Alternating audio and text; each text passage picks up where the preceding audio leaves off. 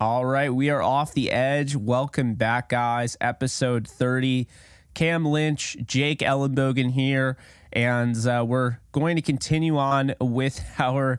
I see what you're doing over there. We're going to continue on with our new little series. We're previewing each division, and so we figured instead of just sticking with the AFC, let's give the NFC some love. All right, we're going to go back and forth. And in doing so, we decided to go with the NFC West today. So we'll be talking about the 49ers, the Rams, the Seahawks, and the Cardinals. Cam, before we dive into that little ad read that we always read, how you doing, my guy? Man, doing well. You know, anytime we get to talk about the Rams, it's always great. As folks know, we have the Bleav in Rams show, so we're going to be recording that pretty soon as well. 49ers too, you know, like the division rivals, it's going to be cool to speak about them. Seahawks, Geno stepping up. We got our sleepers as well. I'm looking forward to this. We haven't put our graphics out yet, Jake. I realize that, and I'm going to wait, or me personally, I'm going to wait probably until we get a couple of these, these teams lined up and some of these players lined up, and I'm going to do a big post together. But I'm excited to talk about my sleepers today as well. Yeah, no, absolutely. I'm excited about the sleepers. Always love that segment. But just letting you guys know that BetOnline is your number one source for all your betting needs. Get the latest odds, lines, and matchup reports for baseball, boxing, golf, and more. BetOnline continues to be the fastest and easiest way to place your wagers, including live betting and your favorite casino and card games available to play right from your phone. Head to the website or use your mobile device to sign up today and get in on the action. Remember to use promo code Bleav to receive your 50% welcome bonus on your first deposit. Bet online where the game starts. So Cam, we start with the standing projections. Okay, so I'm going to give you my 4. You're going to give me your 4, and then we're going to just chat about it. Number 4, I have the Arizona Cardinals. Number 3, I love how that's always a laugh there. Cardinals fans probably hate us. Number 3, the Seattle Seahawks. Number 2, the LA Rams. Number 1, the San Francisco 49ers. Okay, yeah, Jake, you're right. We talk about the Cardinals, you get a little laugh, a little giggle there, and then we always go back to that NFLPA report card when they were ranked last because the players got to pay for their own dinner. So I always got to caveat that. But I got the Cardinals at number 4, Jake. They had a great draft, so we'll see if they move around a little bit. We'll check in during the season, but I got them as number 4 as well, Jake. I got the Rams at number 3. Unfortunately, I got the Rams at number 3. I know you switched them around a bit, so it's going to be good to speak about that. And I got Seattle at number 2, and then of course the 49ers at number 1. Just their offseason, their draft was insane, or more so their offseason, but they just, Jake, even just going through like our top 10 players, I was thinking about it, like the 49ers had about 2 guys on our top 10 list, like pretty much at each position. So they got a lot of ballers on that team. Shanahan has a lot of guys to swing the football around with and even go get the football with. So that team is looking quite dangerous, Jake. And I just kind of want to go to like the win column for each team really quick. The Rams in 2021, they were looking dangerous. The Cardinals were looking dangerous in 2021, Jake. They had 11 wins back then. And the San Francisco 49ers had 10. So the division was a lot stronger in 2021. And then in 2022, things flipped around a bit, Jake. The Rams and the Cardinals went to the bottom of the list, and Seattle got a little bit better, and the 49ers flipped the switch. So it's going to be exciting to see kind of what happens this year, Jake. I mean, the whole division changed within a year. So that could be the same thing this year. But I'm excited to hear what you have to say about it. Yeah, I think it's a really unbalanced division.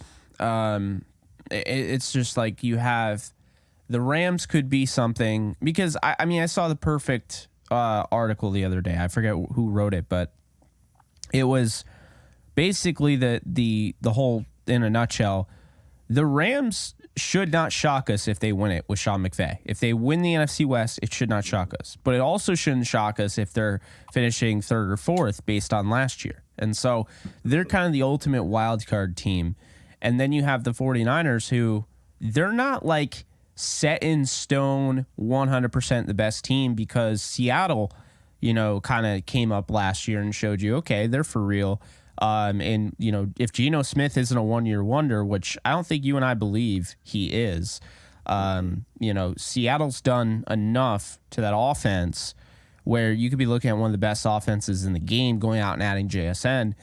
And, I just think when you have all of that, and then the Cardinals, who, like you said, I mean, everyone talks about, the Rams being 2 years removed from the Super Bowl. And I mean, obviously, like, that definitely deserves recognition. But the Cardinals were 2 years away from, they were dominating, and like they fell off towards the end of the year because, Call of Duty season came around. Kyler Murray didn't, focus really, but that's hilarious. I had to throw that in there, but no, but in all honesty though, wait, Patrick Mahomes plays Call of Duty. I think with Juju Smith saying that they were playing Call of Duty and like they still went to the Super Bowl. So I guess it's just an excuse at the end of the day. Yeah. It's probably manufactured by Kyler himself. He's a FaZe Clan guy, so who knows? He might be a little bit too far into the gaming space. Who knows? Yeah, that's true. But the thing I think going into this year, like with all due respect to Kyler, because he's a tremendous athlete and everything, Kyler isn't going to play until like halfway through the year. That's just the way it is. And so with that injury, who's going to start? We've talked about Clayton Tune potentially getting a shot. Colt McCoy is there, probably one of the best backups the last decade. It seems like he's just been Mr. Johnny on the spot. And, then you look at Jeff Driscoll and David Bleav, who, I'm sorry, I don't think they're beating out Clayton Tune, despite the fact they have the experience. So when I look at this team, I think it all hinders on the quarterback. They have players, don't get me wrong. On paper, they have guys. Their wide receivers aren't exactly the sexiest, but they got an offensive line. They have guys like Marquise Brown. I got to give credit there. I really like the pickup of Michael Wilson in the third round. Yeah. Rondale Moore is still a second-round pick in his own right from 2 years ago, so we'll see what ends up happening with him. And then, I think you look at the defense. And, you have Budda Baker, who we don't know what the deal is, if he's going to get traded before the season or not. All signs kind of point to him being that, like, right around training camp, right around preseason trade, kind of, shakes us a little bit depending on where he goes. Isaiah Simmons, Jalen Thompson, Marco Wilson. I mean, they have talent in the secondary. And then you look at, Zaven Collins and Kaiser White. They go out and get Majai Sanders, and of course, BJ Ojulari. So they have names. I think really the issue is going to hinder on the quarterback position. And then the running back spot, James Conner, is he going to stay healthy? If he stays healthy, he's a good running back. I think he's underrated. I think this guy, he's a Ram killer. He's a Niner killer. I think he's a Seahawks killer. He makes things happen in both the receiving and the running game. The problem is, if he can't stay healthy, who's going to be the running back there? I don't know. But I think overall, the Cardinals are definitely the worst team in the division. And if Kyler doesn't play until halfway through the season, they might already be out of the playoff race. So that's kind of where I'm at right now. It's going to be a lot to navigate. I feel for Jonathan Gannon, who's a rookie head coach. He's going into a situation where you don't have Kyler Murray. You're going to be rolling with the backup. And it's like they drafted a quarterback, and the irony is that he's Jonathan Gannon's guy because they drafted him in the Jonathan Gannon era. But, man, without Kyler, it really does change the game there. Yeah, no, I feel you. And I feel like the Cardinals have a similar situation. The Cardinals have a similar situation to the Raiders, I would say. Jimmy G being out, Kyler Murray being out. Okay, who's that next guy? Who is in the building? You talking about for the Cardinals, they have Colt McCoy. Well, the Raiders have Hoyer as well. And these are talking about great backups, people who've been around the block a little bit. They have a similar situation in that. And then also they have that rookie quarterback who's expected to step in. We talked about in the AFC West on our last show, Aiden O'Connell. He was our guy, and I'm loving what he's bringing to the table with that Jared Goff comp. Well, you got Clayton Tune coming in as well. And Jake, he was one of our guys we talked about before the draft. Who are the people that we want to look out for? What does that look like? But Clayton Tune was one of them. He played at Houston. a high caliber player. We talk about efficiency, Jake. I think in the college realm, he was one of the most efficient quarterbacks to step into the draft. So think about Case Keenum when he played at Houston. He broke all the records there. I think about Clayton Tune not breaking all the records like a Case Keenum, who did very well for himself in the NFL. But these guys coming out of Houston are ready to play ball. And so you respect that. And I want to see a guy like Clayton Tune step on the field and find success, just like Aiden O'Connell as well. So I got faith in him. But like you said, though, it's a tough start for these divisions. If you're the Raiders and you're playing against the Chiefs and you're playing with the rookie quarterback, good luck, right? Good luck. If you're the Cardinals starting with a rookie quarterback and you got Aaron Donald coming at you, and you talk about some of these other teams, you talk about the 49ers, we're going to talk about their defensive line. It's insane, Jake. We talked about that 49er defensive line having two guys in our top 10 list. Like, come on, fam. It's going to be a tough day. Two linebackers on the top 10 list, and probably a cornerback and a safety on the top 10 list. So they're going to make it tough for these rookie quarterbacks in Clayton Tune coming from playing with the Cardinals. So it's going to be interesting. But I agree with you, Jake. Just from my time playing the Cardinals, and I played against when I was at the Rams, we always used to just bash the Cardinals. We always used to give them that work. And I think it's going to be the same thing this year, Jake. Unless Murray, drinks an elixir and gets healed up like this. Same thing with Jimmy G. I don't know. I really don't know. I didn't know this was Elden Ring, where you could just pop one of those things and you're good. Your health bar goes all the way to, yeah. Right. So moving on to the Seattle Seahawks, who I have at 3. The reason first off, the reason they're ahead of the Cardinals is because they're better. I mean, they're better on paper. They're better on film. Geno Smith is healthy. So, they have a quarterback that I know is going to be their quarterback. You got a, dual backfield there that's kind of confusing as to why you spent a second rounder on, Charbonnet when you had Kenneth Walker. But this is a dangerous league. You play a dangerous position. And there is no love lost at the running back spot. So It doesn't hurt to have somebody at the same level or hopeful level in Charbonnet. I love what they did going out and getting a receiver, because here's the thing. If D. Eskridge does pan out, who was their 2021 second rounder, basically their Tutu Atwell, they have 4 guys, and they got a guy that kind of changes the game with that speed. And he's been hurt, and we haven't really gotten a chance to see. Kind of similar to Atwell. Yeah. But Jackson Smith and Jigba, his ability as a route runner. Then you have Tyler Lockett on the outside. He could also shift inside. To me, JSN is a slot receiver, so I don't want to see him outside. I think it makes a lot of sense to keep him inside. You have DK stretching the field as well. D, hopefully he can stretch the field. I really like the look of this. Noah Fant, I think, is underrated as well. So Geno has a lot to work with. And then the defense. So they went out and they got 2 guys for the defense. 3 if you include Cameron Young in the 4th round. But the 2 guys I'm talking about, Devin Witherspoon and Derek Hall. So this defense was already good because they found guys like Uchenna Nwosu that someone else's trash became someone else's treasure. And I always thought Nwosu was a solid player. Last year, he really turned it on. They brought back Bobby Wagner because the Rams stupidly got rid of him. They go out and they get Draymond Jones, who was top 3 in pressures for Denver last year. So they get him. They have Jaron Reed. They have Darrell Taylor. Jordan Brooks is really starting to develop as a 2020 first rounder. And you still have guys like Jamal Adams, Quandre Diggs, Julian Love you go out and you add in free agency. He was a stud last year. And then you still have Tariq Woolen and Kobe Bryant. And that's not, including the fact that there are probably some guys here that, like last year, you look at Ryan Neal, who had to step up, and we talked about him. He was on my list for safeties. Ryan Neal had to step up when Jamal Adams went down. Who's going to do that this year? So, I think there's probably a guy that I'm not mentioning that could step up and have a big impact. And so, I think Devin Bush, that addition was interesting.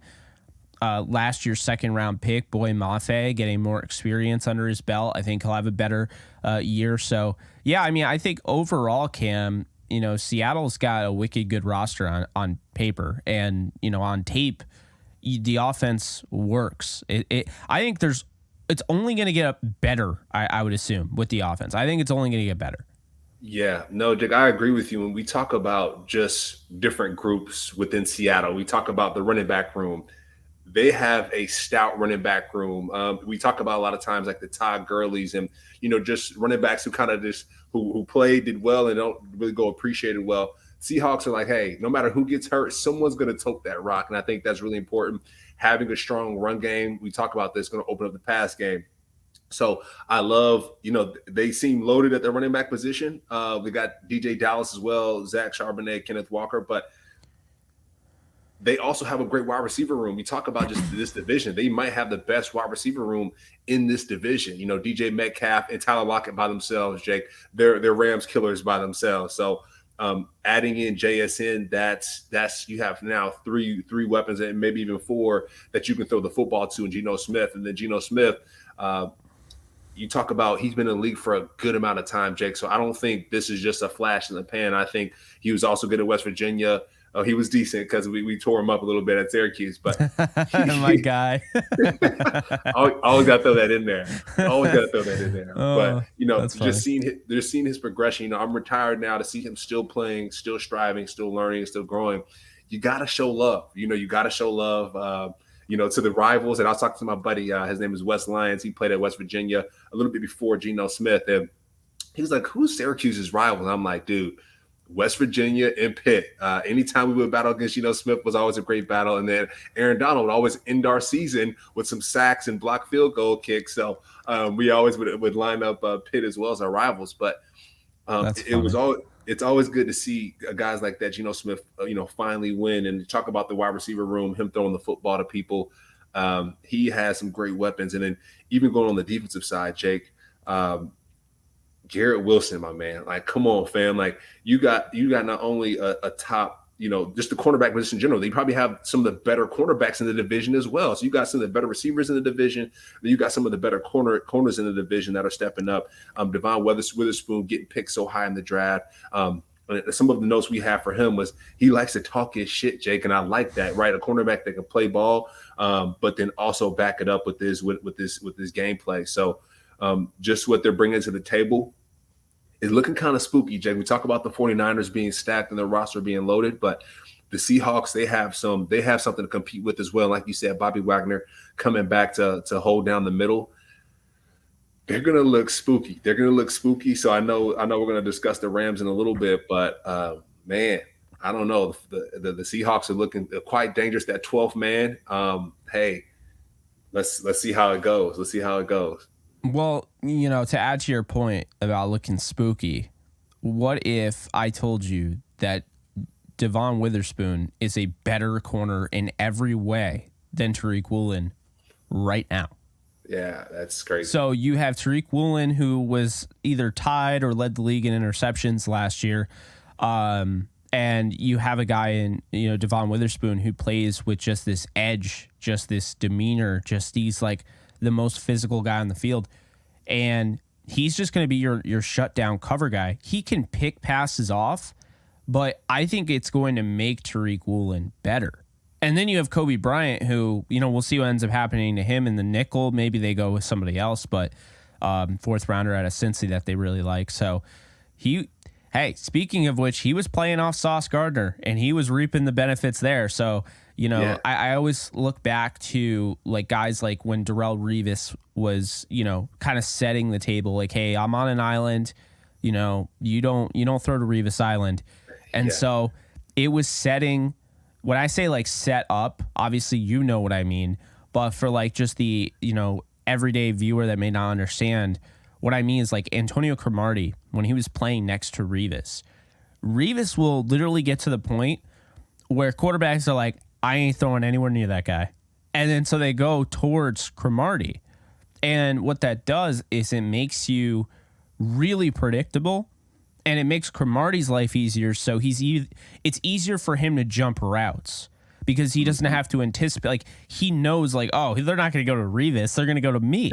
I got, I can take that risk, right? Yeah. Especially you can take the risk when you have the secondary that Seattle has. So I think we're going to see a lot of those risk-taking maneuvers from Tariq Woolen. And when you talk about that 6'3", 6'4" size and the 4.3 speed, he can take risks. He's got the, that recovery speed that's just, 99th percentile, man. Not many corners have that crazy recovery speed. At that size, that's unheard of. So, and Jake, I want to add someone else too now. Let's not forget about Jamal Adams. I know you mentioned him earlier and Neil stepping in for him.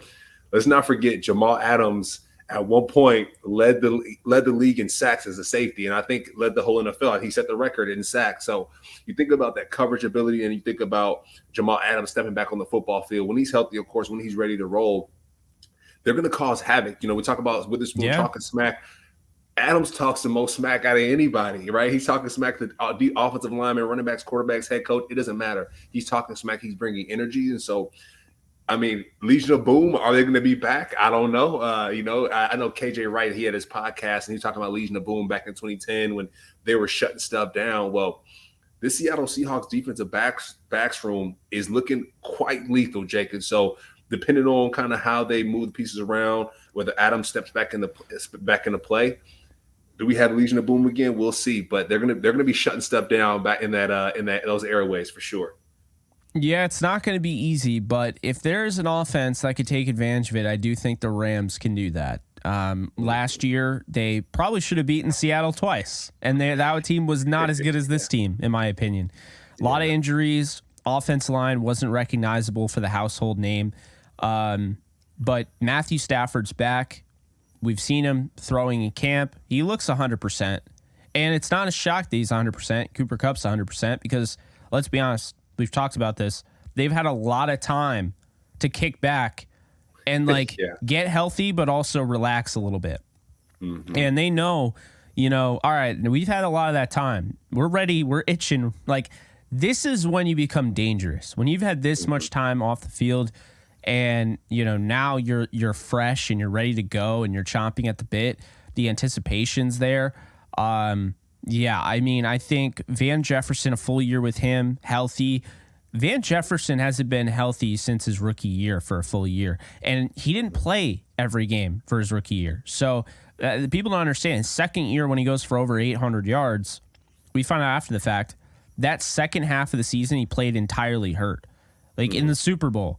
Oh, why did Jesse Bates get that? Why didn't Van Jefferson jump up? If you were like me and wondering why when Matthew Stafford threw it up to Van Jefferson was like, go get it, my guy, and he didn't, it's because he was playing hurt. And so he wasn't 100%, and then it bled into the next year, and the Rams didn't have him until halfway through the year. So he's healthy. Cooper Kupp is back. Ben Skoranek, because of those injuries, the silver linings here, Ben Skoranek, Tutu Atwell, these are guys that were able to get into the action last year and play meaningful reps in some crunch time situations. You look at the Raiders game, you look at the Seattle game. So those are interesting there. Plus, they also played in a blowout where they baptized the Broncos. I forgot, it was like 52-0 or whatever. So there's that. But when I look at this offense, this has clearly been the priority for the Rams. Is they are. I don't know if they're onto something new here. I don't know if they know something we don't know, because anytime you get rid of Bobby Wagner, Jalen Ramsey, Leonard Floyd, you better have an actual plan of attack here. And I think they do, Cam. I think they're mad scientists here. I think they might be ahead of the curve. You know how when they started the whole F them picks thing, everyone followed suit. We saw the Vegas Golden Knights in hockey do that, and they won the Stanley Cup this year. Vegas Golden Knights fan here. I can attest to that. So here's how this works: is now the Rams are like, whoa. All right, that we got our title. We're building a roster now. Okay, we're not going to just do any gimmicky things. We're going to try to build a roster the right way. And so they go out, they draft 14 guys, Cam. You get 7 picks each draft. They doubled their picks. I mean, Brett Coleman on YouTube said this perfectly. if the Rams hit on half of their picks, no one else can really say this because they pick 14 times. If they hit on half of their picks, they're going to be damn good. Like, think about that. Because they draft 14 guys. So that's fascinating to me. The offensive line was never really an issue. If they were fully healthy last year, that's not an issue, my guy. The issue was that they weren't fully healthy and they didn't have the depth. I think they have the depth now. You look at Alec Jackson at left tackle. You have Steve Avila, Brian Allen / Coleman Shelton. We'll see who plays, center. We're hearing, well, at least I'm hearing that Tremaine Ankrum might start at right guard. You have Logan Bruss, who's your 3rd round pick from last year, tore his ACL. Now he's back. You have Rob Havenstein. I don't have to tell you how Mr. Consistent, Mr. Iron Man he is, playing through injuries. You add Warren McClendon in the draft as well as Steve Avila. So there are a lot of guys there. A.J.R. Curry last year, 7th round pick. And Zach Thomas, the guy that they took off of the Chicago Bears practice squad. So I really do like the look, and we haven't really even touched on Cam Akers. And I think Cam is about to have a very, very good season. He's going to have his first 1,000-yard season. I think when you look at him, Kyron Williams, Sony Michel, and potentially Zach Evans. We'll see what ends up happening. But you look at those guys, I just think that they have done a nice job of kind of diversifying their running back room, guys that can help in different ways. Kyron Williams being your scat back, 3rd down back, pass protector, pass catcher. He did all of that at Notre Dame. Cam Akers being your bell cow. Sony Michel being your short area, short yardage situation guy, power guy. And then Zach Evans not having to really do anything. He's a 6th round running back. We don't want to put too much pressure on the kid. He did lose his job at both TCU and Ole Miss, keep in mind. So let's not pencil him in as the starter quite yet. So he's got work to do, and I think what we've seen is McVay has redshirted these guys in the past. I think he'll redshirt him. The defense, do they look perfect? No, Cam. They do not look perfect. It does not look like a perfect defense. But you know what? I said I think they're onto something that we didn't even realize. And what if defense doesn't, and I know this is going to hurt you, but what if defense doesn't matter as much as it did before? And what I mean by that is their system, if you're playing that bend, don't break, soft zone, does it matter that much to have star corners, star edge defenders? If really you're just trying to keep everything in front of you, you need guys that can tackle and guys that are fast and guys that are quick and guys that have like instincts. And that's the thing. If you go after that, like, I don't love it. That's not how I would play defense personally, but maybe that's how they want to do it. And so Kobe Durant is somebody immediately you and I have talked about. He comes to mind. He's a secret superstar in our eyes. But all throughout this roster, I mean, all throughout the defense anyway, you go out, you get Byron Young. You go out, you get Kobe Turner. They're very high on him. I think he starts day one. Ernest Jones, this is his defense, okay? We can talk about Aaron Donald all we want. And Aaron Donald's not retiring anytime soon. I mean, maybe he is. I don't know. He's not retiring this year. But Ernest Jones, this is his defense. Make no mistake about it. Bobby Wagner said, I got the keys for 1 year. Here are the keys, my guy. Here's the torch. And we're hearing just glowing reports about Ernest Jones. It's early, but Cam, it's a lot to talk about. They go out and get Akello Witherspoon as well. I'm very excited about. He starts day one, in my opinion. I don't think the Rams defense is that bad. I just think they're not as recognizable as years past, and it scares the everyday fan, the everyday analyst, excuse me. And I think if this offense is top 10, the defense being top 20 will be good enough to put them in the playoffs. Yeah, they had to take the ball away. Like the bend don't break. I can't stand that. I'm not gonna lie. I can't stand that because let's say the offense isn't great. Let's say the starting quarterback does go down. Then what? I think. Then last year. There you go. Exactly. Last year comes, and we definitely don't want that. And you did mention it when the show started. You said the Rams could be that wild card team. They could swing either way. And after last year, I think for Sean McVay, I think for just that whole team, they're going to need an upswing this year. We talked about this draft. they had to have a great draft. And you mentioned it. They had 14 guys picked. That's a great draft. That's a great draft. Steve Avila, Kobe Turner, Byron Young, Puka Nacua. I mean, we're talk about him a little bit later, but you got Tomlinson, you got LT's, bloodline playing quarterback there. Like that's what you want to see. You want to get butts and seats. Stetson Bennett stepping in as well. So we talk about the starting quarterback going down. You got a national championship quarterback to step in, which is going to be great. But that defense, Jake, I want to see more takeovers this year, turnovers this year. We talk about the turnover margin being the most important, of course, scoring points, but being the second most important margin on the football field or on the stat sheet. We got to see them. We got to see the Rams taking the football the other direction, scoring touchdowns on defense. The bend don't break thing, I'm not really buying it because it didn't really work last year. So I'm gonna need these guys to take the football away and really cause some havoc. Ernest Jones, come on. Ernest, I haven't had a chance to meet Ernest, but I'm hoping that he's able to step up. I'm hoping that he was able to take some notes from Bobby Wagner and really put those into play because who's going to lead it, right? Who's going to lead that team? What's that going to look like? And you mentioned some of the veterans that are coming onto this team that got signed in the offseason.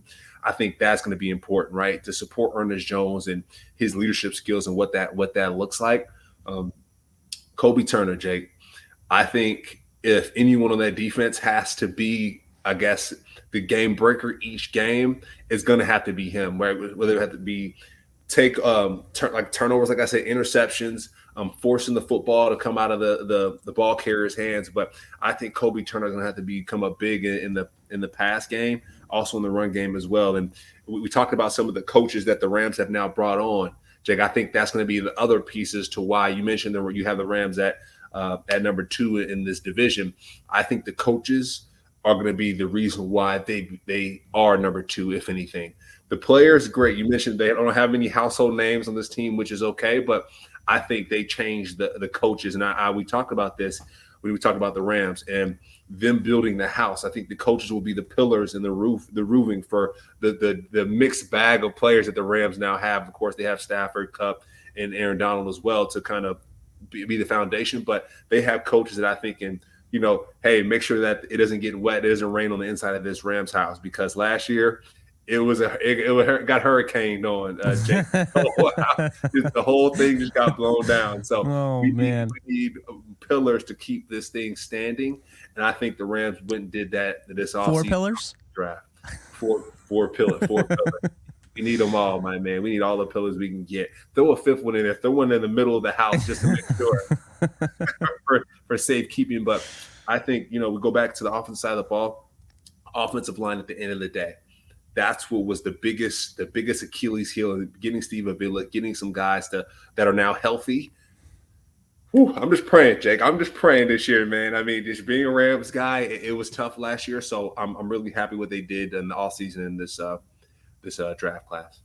Yeah, no, I'm very happy with what they did. I thought they had an A+ draft, and they have Sean McVay, and they have a healthy Stafford now. So, and Cooper Kupp is the most dangerous offensive player in the league. I don't care what anyone says, he is. I mean, if by offensive player, I mean not quarterback. Like, he is the most dangerous. Like, we can say what we want about Justin Jefferson, but Cooper Kupp doesn't have games where he has 47 yards in a playoff game. Like, that's unheard of. Like, he goes off. They don't win a Super Bowl without him. So I'm excited to see him back. Man, number 10 with that caveman beard. I miss it, man.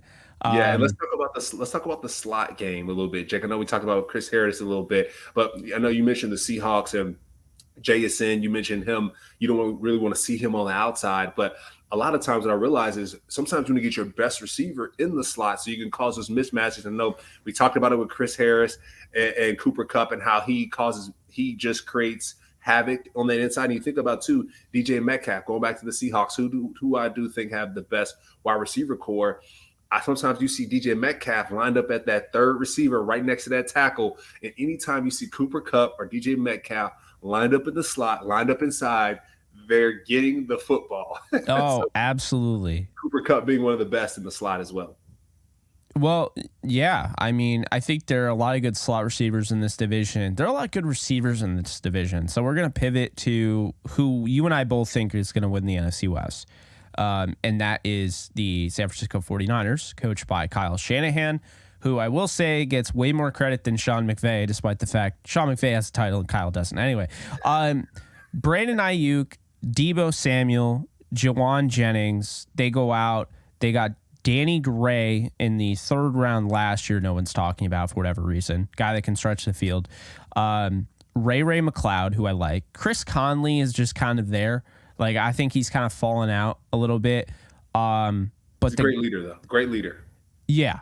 Well, that's why I think he's there. Ronnie Bell, 7th rounder out of Michigan. But the one that I think is really intriguing, and he's wearing number 28, my guy. Like, let's be honest here. Wide receivers wearing 28. It's a little weird. But East Carolina's Isaiah Winstead, okay? He is a UDFA. He's 6'3", 213. Now, why am I bringing him up? And Cam, if you know who he is, why do you know who he is? Well, I'll tell you, okay? This is that kid that had that social media, like Twitter post with the workout, and it went viral. And he was basically asking Twitter to help him out. And he was like posting like his workouts, right? The 49ers gave him up a call, gave his agent a call, and brought him to and he earned a spot on the roster. So I'm just saying, we've seen guys before come out of nowhere. I got to say, I'm rooting for Mr. Isaiah Winstead. I don't know how much room is on. I mean, Willie Snead is on this roster too. We didn't even talk about seasoned veteran, possession guy. But Isaiah Winstead is definitely a guy I'm looking out for because he might be one of those preseason guys that just takes off. And maybe not. Maybe he's just a really cool story. It just doesn't, it kind of flares out. But either way, I had to throw him out there. Christian McCaffrey, best running back in the league. We talked about it, right? Yeah. You have McCaffrey, George Kittle.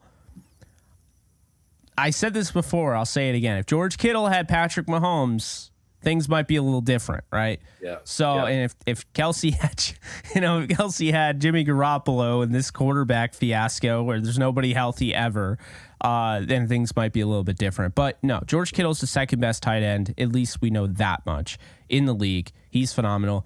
They're going to have a little bit of a different look because McGlinchey's gone from right tackle, but it's pretty much the same offensive line from left to right, aside from the right tackle spot. Colton McKivitz is going to slide in there in all likelihood. You got Trent Williams, best left tackle in the game. Aaron Banks, model of consistency, stud in the interior, young guy, drafted in the 2nd round, 2021. You have Jake Brendel. I guess Niner fans don't love him. I think he's better than giving credit for. And then Spencer Buford, 4th round pick out of last year's draft. He's played well last year. Then you go to the defense, and this is the crown jewel of the 49ers because you got guys like Nick Bosa, Javon Hargrave. If Javon Kinlaw ever figures out how to play at this, this NFL level, like the hope was that he was going to be like as good as DeForest Buckner, which is why they traded him away. If he ever plays at that level, that's going to be scary. But if not, they do have Arik Armstead, right? They have Drake Jackson, a 2nd rounder out of USC in 2022. Cleveland Farrell is a guy that I'm taking a look at because we know 1st round pick. Sometimes you just need that change of scenery. He's been with the Raiders his whole career. Now let's see what happens with the 49ers, who have already done this kind of thing with Charles Omenihu and guys like that. Samson Ebukam, for instance, kind of sputtered a little bit at the end with the Rams, comes to the 49ers, gets his career back on track. Dre Greenlaw, right? Top 10 linebacker, in my opinion. Fred Warner, we already talked about how great he is. Hufanga. I mean, Charvarius Ward. Isaiah Oliver, who does not get the respect he deserves. And then they go out and they get Jair Brown, who is going to be a problem out of Penn State. Mm-hmm. And man, I still got my eye on D. Winters out of TCU. Yeah. Yo, the 49ers looking spooky, my guy. I mean, and then also, too, you talk about Kyle Juszczyk as well, the fullback. I mean, they got guys that are number one to number 10 at the position on the 49ers. O-line, tight end, defensive line, you got two at linebacker, one at safety, one at corner, and then one at fullback. So these guys on paper are looking spooky. At the end of the day, are they going to put it together? What's that going to look like? Also, too, I know when it comes to the kicker, Jake Moody, he got a great kicker, right, to replace Gold. So they're going And to score the some quarterback, points. who the hell's going to start? We don't know. Yeah. That's the other thing. Burning question in the middle of our show. Not normally something we do. Cam, who's starting day one for the 49ers? I'm just going to go Sam Darnold. Keep it easy. Go Sam Darnold. He's had experience prior to coming to the 49ers. So, actually, I take that back, Jake. I take that back because the 49ers, they paid a lot of money for their starting quarterback, Jake, when it comes to their first round pick. So I take that back. I think Sam Darnold definitely is second. Trey Lance starts. Sorry, I don't know. Let's just zip that back. Trey Lance starts. They paid a lot of money for him. Sam Darnold comes in second. There's a quarterback battle during training camp, but I think we start Trey Lance because he got off to a good start last year. He got hurt on some fluke accident. Let's go Trey Lance. Keep it simple, and then Sam Darnold as well. He'll come in and support after that. But those are my thoughts. What are yours? I'm not off the Trey Lance train. I still Bleav he is going to be a good quarterback in this league, and he was a great prospect. He was my number one quarterback prospect in the 2021 draft. I know I get a lot of flack for that because Trevor Lawrence came from there, but hear me out. I think the 49ers are going to miss the boat on this. I think that they wanted Mac Jones, at least some of them, and I think they got pressured in to taking Trey Lance to try to up their run game and just added another dynamic that I think they went away from what they wanted, and so it's really kind of confused them. Brock Purdy would make the most sense, I think, based on the way he ended last season, but I think it's going to be Sam Darnold. I think they signed him for a reason. They also had Brandon Allen there, but I don't think he's going to start. But Sam Darnold is somebody that kind of, I won't say he had a resurgence in Carolina, but it just felt like last year he was starting to get a little bit better and more comfortable. And I think in this offense, which everything is just catered to the quarterback, it is really easy for quarterbacks to play in this offense versus, a different offense, right? Shanahan makes it easy. Sam Darnold, I think, is who they'll go with because, like you said earlier, the veteran presence, but also just the fact he does have that mobility. He has the big arm. I think that's who they're going to roll with. I think Brock Purdy's injury is worse than they're letting on. Yeah. That's what I think. He just got engaged too, by the way. So he's like, man, you know what? Let me go ahead and get engaged and get happy while I'm on the sideline because my injury is definitely going to be hindering me this season. So, yeah, I feel you on that. Yeah, I think they're going to miss the boat on Trey Lance. I think he's going to go somewhere else and succeed. So I would like to see Trey Lance start because I'm a fan of his, and I think it's been unfair the way he's been treated, especially by some of the media because it's like, man, like he had a freak injury, like you said. I feel like people forget that. But it's been kind of clown Trey Lance and his hairline lately and not really, respecting him or, giving him a shot. So I think it'll be Sam Darnold. But moving on to the NFC West sleepers. Wait, really quick. Sorry, quick, Jake. So back to Trey Lance. It's part of also being a black quarterback in the NFL as well, because anytime something happens, something small goes wrong, it's blown up bigger than it should be. So I do hope that Trey Lance is the guy. And you talk about North Dakota State, talking about Carson Wentz. We need a North Dakota State quarterback to live up to the hype, Jake, because Carson Wentz got hurt and his career kind of went a different direction, and it's brutal to see. So I want to see Trey Lance step in, stay healthy this year, and figure it out. I mean, and he doesn't have to run as much because he has a great running back room, Jake, and have the running back run the football. But when it comes to throwing it, he has some weapons. Like I said, he has Cameron Latu as well coming in at tight end. So you have that 12 personnel. I love Cameron Latu. So you have that 12 personnel now. You got Braden Willis coming out of Oklahoma. You got some guys that actually block that can catch the football alongside Kittle. So let's go ahead and utilize those things. And a tight end is a quarterback's best friend. So let's go ahead and get those guys active. You just remind me, Braden Willis is wearing that ugly 9 for a tight end. That's just weird. I don't know how I feel. I do know how I feel. It's weird. It's weird. There's some nasty numbers for sure. Yeah. What would you? All right, real quick. What number would you wear in today's? Are you rocking with the 50? Are you going with maybe a cool 30 number? What are you wearing in today's? Oh NFL? Yeah, I'm definitely wearing a 30 number for sure. I'll probably go back to my college number 38 to be honest. So Yeah. Definitely.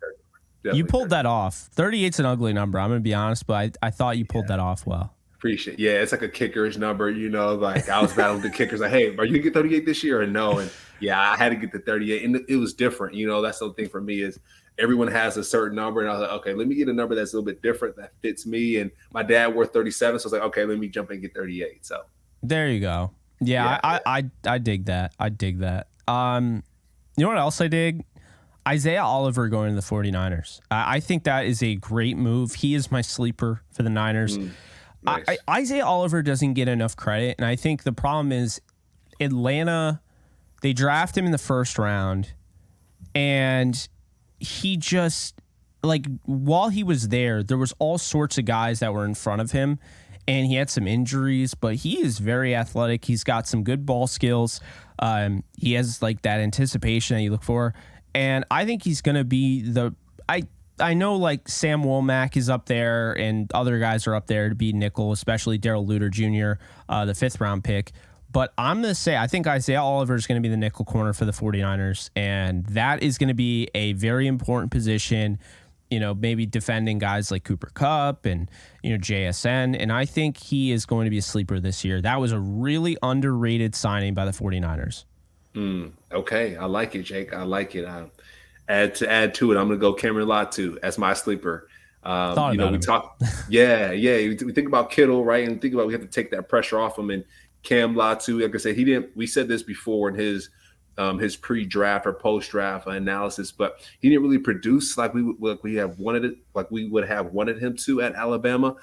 But then he's come from Alabama, Jake, and so they have a range of great athletes there. They know how to do the little things right. Just playing from Nick Saban, they know how to do the little things right. Talk about the Patriot way. They're doing things a certain way. Alabama has their thing. So I like Cameron Latu there.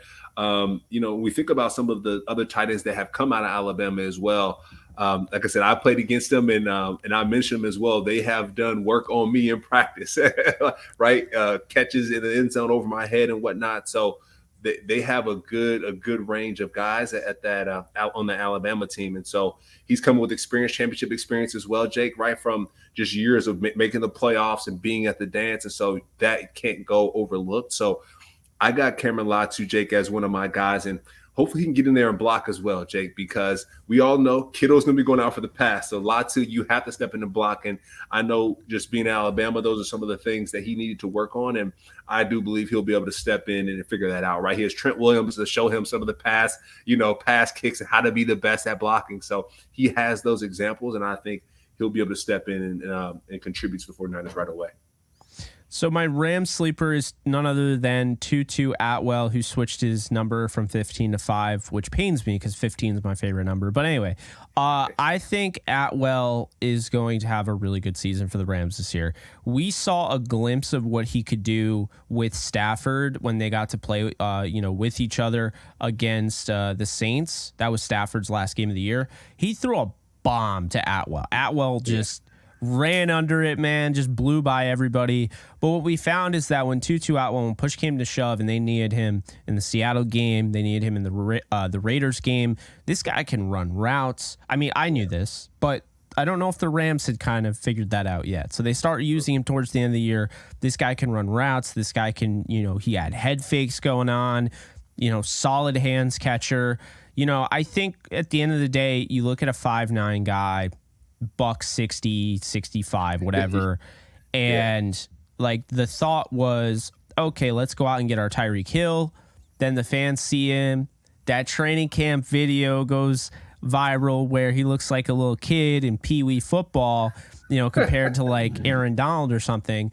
And now everyone has that perception. On top of that, everyone wanted Creed Humphrey in the Rams community. So when they picked Tutu Atwell, it was kind of like, WTF, man, really, and so, I'm guilty of that as well. I didn't have a high grade on him, but I've gotten to like him more and more and more, and I feel like this is just somebody that is destined to produce with the Rams.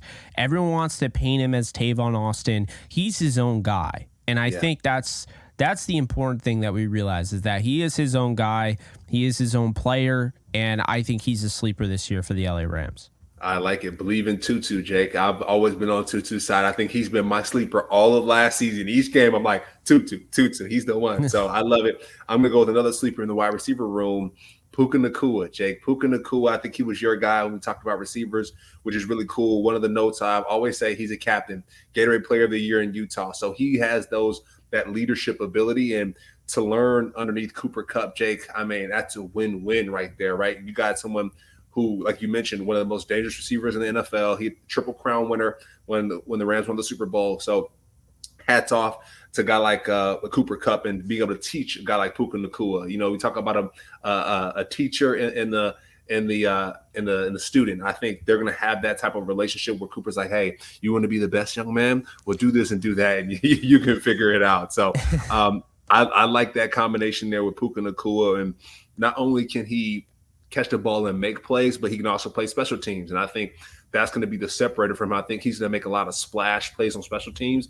And the Rams going to be like, ooh, let's get him some more receiver reps. Let's take him off that dangerous special teams, and let's get him to play a little bit more receiver, right? Catch that football, tunnel screens, and run all around and score touchdowns. So I got Puka Nacua, the captain, as my sleeper.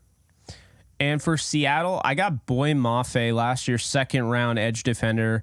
I think with him, we talked a ton at length with Seattle about the secondary and how great the secondary's gotten. Well, guess what else happened? The secondary getting better makes it easier on the edge defenders to get to the quarterback. When you have guys like Devon Witherspoon now shutting down one side, you have Tariq Woolen, who's, you can't get rid of the ball too quickly because that dude's going to jump the route. So you have to worry about that. You have to worry about Jamal Adams coming back, the signing of Julian Love. I think Boy Mafe, who had 3 sacks last year, he was more of a run defender.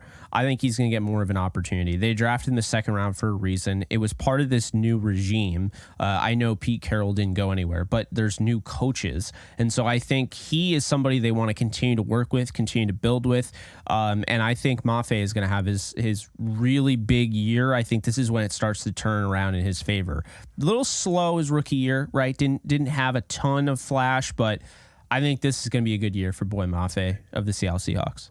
Awesome. And so for my Seahawks sleeper, I got DJ Dallas, Jake. That running back room is stacked. We talked about a whole bunch of guys. Zach Charbonnet, they drafted. You got Kenneth. You got so many guys in that running back room, but no one's really talking about DJ Dallas. And so just watching last year, Jake, to see him come into the game as a second stringer and still put in work, also return kicks on the kickoff return team, punt return team. I think he's going to be a big sleeper coming out of Miami in 2020 in the 4th round, Jake. I think he's going to be the guy. And who knows, maybe the Seattle Seahawks were like, hey, we don't know about DJ Dallas, so let's go ahead and get another guy. But I think DJ Dallas is one to not really, rest on, because either he's going to eat it on the Seahawks or he's going to go to another team, maybe the Rams, who knows. But I think he's going to be one of the guys where it's like either he's going to ball out now or ball out later. He's going to be a treasure for someone else. So I want to say keep your eye on DJ Dallas. We talk about 2022, 35 carries, 186 rushing yards, not many touchdowns. So not really sexy, but yards per carry, Jake. He had 5 yards per carry. So anytime I see him step onto the football field, explosive play after explosive play. So DJ Dallas, sleeper in my book.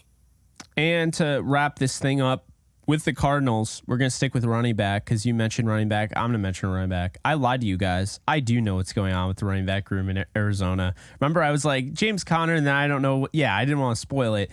It's Keontae Ingram out of USC. 6th round pick in 2022. There's a thing where when, a team or anybody, when their actions speak louder than words, like they're telling you something by the way they act. The Cardinals didn't draft a running back, my guy. This was a great running back draft. This is why guys like Darrell Henderson and Zeke Elliott and Leonard Fournette can't get jobs right now.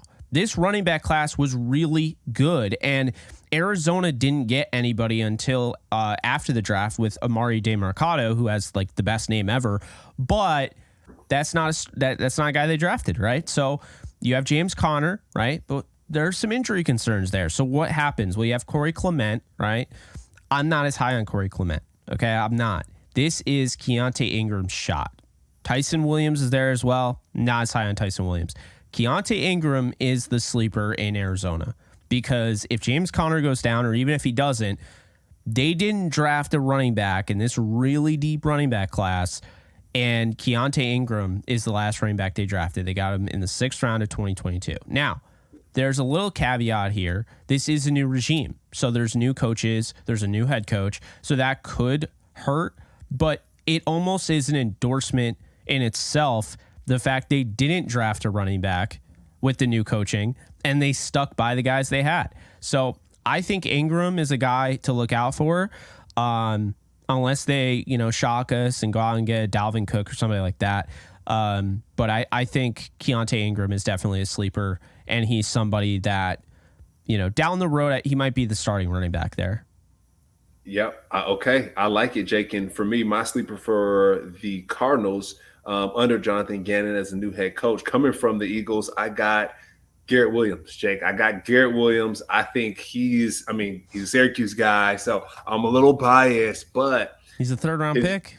Third-round pick. His gameplay speaks for itself, Jake. We talk about his past couple of years at Syracuse. We talk about he had 0 penalties, Jake, and we talk about how great that is. People can go back to our previous videos. We're constantly raving about Garrett Williams, his discipline, his gameplay, and what he's able to bring to the table. So I'm sure Jonathan Gannon is going to really love that. Coming from the Eagles, coaching up Slay, coaching up that great secondary, and having a guy like Garrett Williams to hold it down. And Jake, I hope guys like Budda Baker are able to stay, because Chris Harris, what he said to me really stuck with me. Just having guys like Champ Bailey, right? Having these Hall of Famers to coach you up is next level. And Budda Baker, I had him on my top 10, I think top 5 safety list. So to have a guy in the defensive back room who is constantly pouring into his guys, Garrett Williams is going to benefit from that. So I got Garrett Williams as my sleepers. I think he's going to have, we talk about, all pro maybe one day in the top 3 years. We talk about Pro Bowl team. I can see a guy like Garrett Williams being on a Pro Bowl team. I think in these upcoming years that Budda Baker's able to coach him up properly, and he's able to take what he's done at Syracuse, get healthy, of course, but take that energy into the NFL. I think he's going to crush it at the Cardinals. Yeah. No, Garrett Williams is somebody you and I both really liked, so I will not be surprised at all. But that is going to do it for us. A special happy birthday to Kansas City Chiefs defensive lineman, 2-time Super Bowl champ, All-Pro, and 4-time Pro Bowler Chris Jones. He was second on my list for defensive line. So happy birthday to Chris Jones. And that's going to do it for Off the Edge. Be sure to follow my guy, Cameron Lynch, at Cameron Lynch 50 on Twitter. Follow me at JK Bogan. Follow the show at Off the Edge Show. And until next time, you guys take care. We'll see you guys soon.